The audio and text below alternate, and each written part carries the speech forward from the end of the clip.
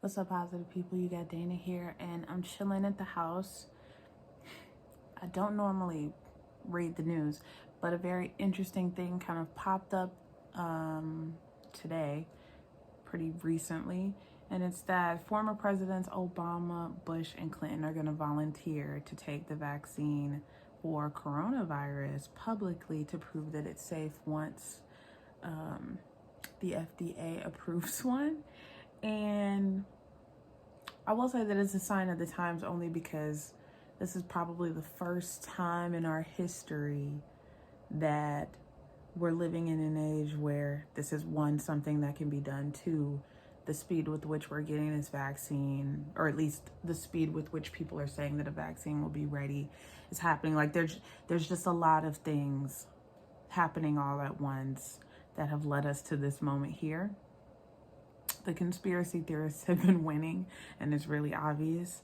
I think it's a good thing that they're all volunteering to do it publicly again. You don't want the misinformation train that has been so prevalent, especially, within the last 4 years, hate it or love it.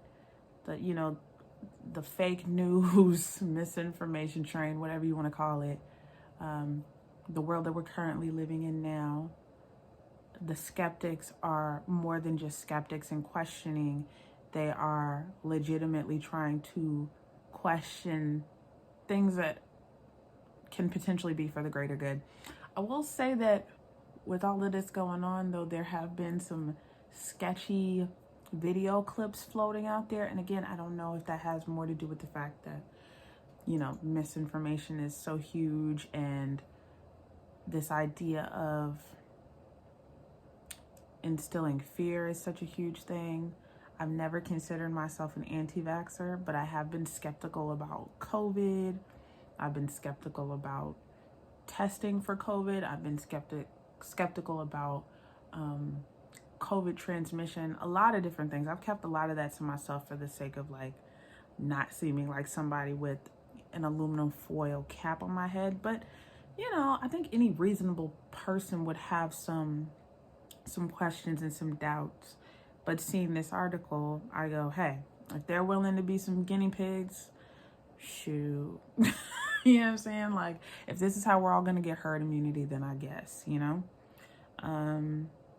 Keep in mind, too, this really is hitting home for me, too, because I just recently got my first COVID test. I know that in the comment section, a lot of people had mentioned, their feelings on COVID testing. Obviously wishing me well, hoping that I'm negative. Somebody left a comment about how they'd taken the test several times. My personal experience was that taking the COVID test was really uncomfortable, like borderline, borderline painful. Like it didn't hurt, but it's like, that's not a fun feeling. The feeling of having somebody swirl a cotton swab, in your brain, essentially.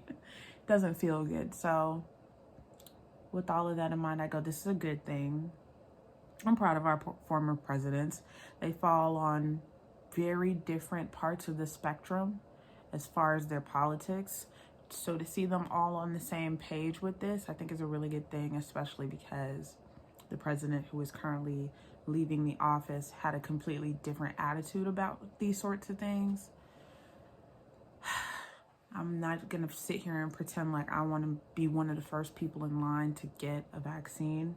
However, if that's going to be what allows us to return to some semblance of normalcy, meaning that you're not going to hear stories about people getting sick anymore. Like, a lot of people are going, I just want to take the vaccine so that I can get my life back.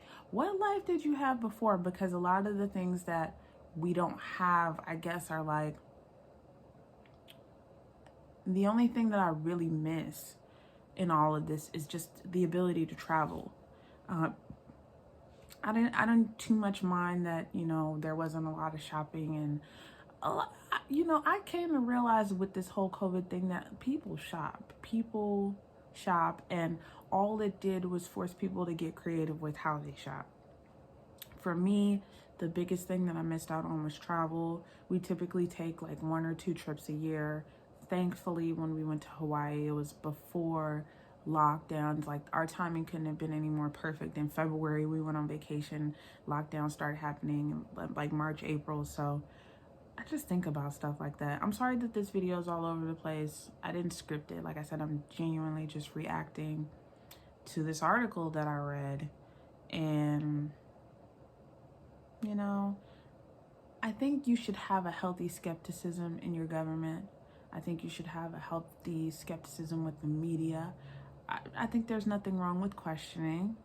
I definitely don't want to be the first person in line for this, but I also understand that that's what might be required of us to get back to a semblance of normalcy moving forward.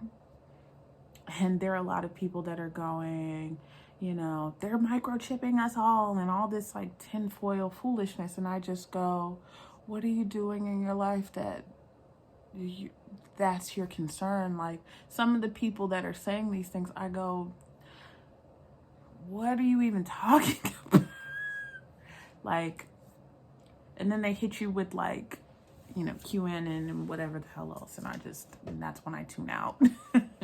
Don't get me wrong, I love a good conspiracy, but if people are genuinely getting ill and people are genuinely getting ill, you have to go, where does the line get drawn in the sand between us trying to get back to normalcy through vaccination and this is a conspiracy to microchip everyone and to control your life and all these other things? Because I also go, okay, if this is about control, well, they're controlling you because you're already being controlled. Because since the start of this thing, I've been saying it's making people shop more. You know, the whole panic buying thing. Every time there's some big news update, some shutdown announcement, people go and buy out the grocery stores.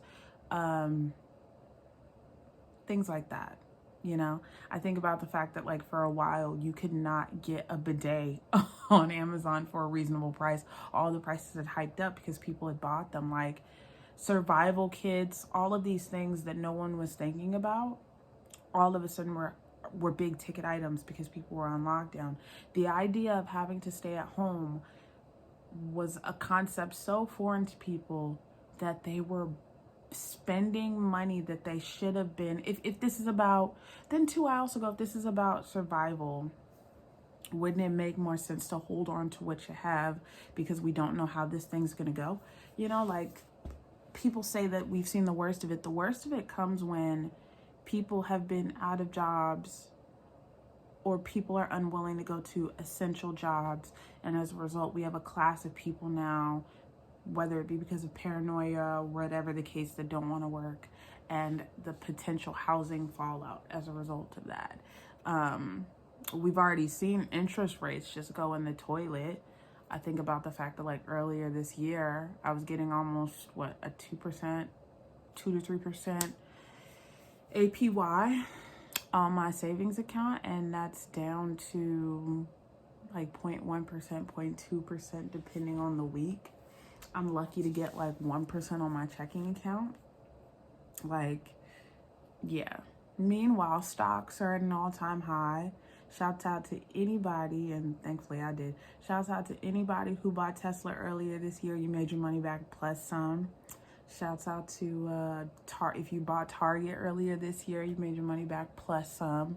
I just go, you're not being controlled. There is a transfer of wealth taking place that I think people need to probably be more aware of and more vigilant about. But that's another conversation for another day. Anyway, these were just my random thoughts on this article. Y'all check it out and let me know what y'all think down in the comment section below, whether you agree with me or disagree with me, where you fall in line with all of this. Till tomorrow. Peace. Positive people.